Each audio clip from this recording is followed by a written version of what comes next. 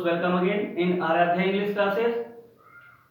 I am here with new topic UP Board 12th class poem 5 A Lament. इसके हम central idea के बारे में बात करेंगे. This poem is composed by PB Shelley. PB Shelley ने इस पोएम को लिखा है और इस पोएम में कवि बहुत दुखी है. The poet is very sad in this poem. He is the last stage of his life. It means he is about to die. Before he died, he wrote this poem. Yeah, he composed this poem. Let's start now. What he has written in this poem and what he wanted to tell us about his life. Let's start now. This poem, A Lament, composed by P.B. Shelley, is full of regret and disappointment of his life. यह जो कविता है A Lament का मतलब होता है बहुत ही ज्यादा विलाप करना या दुख को व्यक्त करना. कंपोज्ड बाय यानी कंपोज का मतलब है रची गई है. किसके द्वारा रची गई है?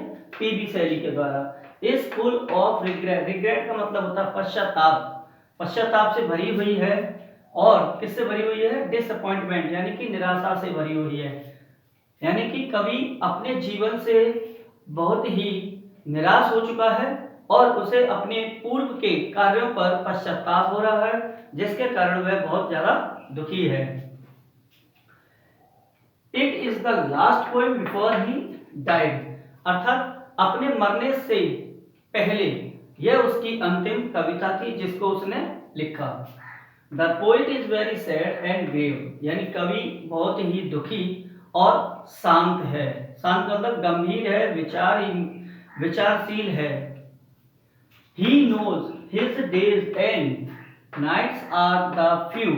उसको पता है यानी वह जानता है कि अब उसका अंतिम समय आ चुका है. उसके दिन और रात गिनती में है. अर्थात उसके दिन और रात कम है, बहुत ही कम है. अर्थात वह जल्द से जल्द मरने ही वाला है. ही वुड डाई सून. उसे ज्ञात हो जाता है कि वह जल्द ही मर जाएगा. सो ही रिमेम्बर्स हिज यूथ. इसीलिए वह अपने यूथ यानी कि जब वह युवावस्था में था तब के दिनों को याद करता है. When he was young, charming and strong. जब वह युवक था, चार्मिंग माने आकर्षित था, एंड स्ट्रॉन्ग माने मजबूत था. But when he is on the last steps of his life.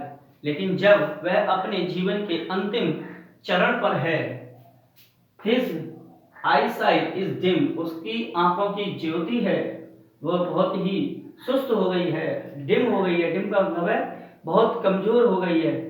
And trembles while standing. और खड़े होते समय वह कांपता है. Now nothing can make the poet happy.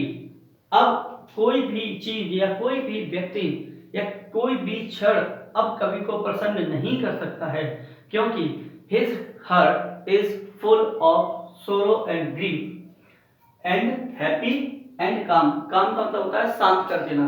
कोई भी क्षण, कोई भी वस्तु, कोई भी व्यक्ति, किसी भी प्रकार का उत्सव कवि को अब शांत और प्रसन्न नहीं कर सकता. The pleasure, charm and joys has gone far away from him and would never come back to him. The pleasure, प्रसन्नता, आकर्षण, खुशी, has gone far away from him. उससे बहुत दूर चले गए हैं. अब कभी भी वह उसके पास लौटकर नहीं आएंगे. He has only. अब उसके पास केवल क्या है? Dull, joyless and sorrowful days and night. अब उसके जीवन में केवल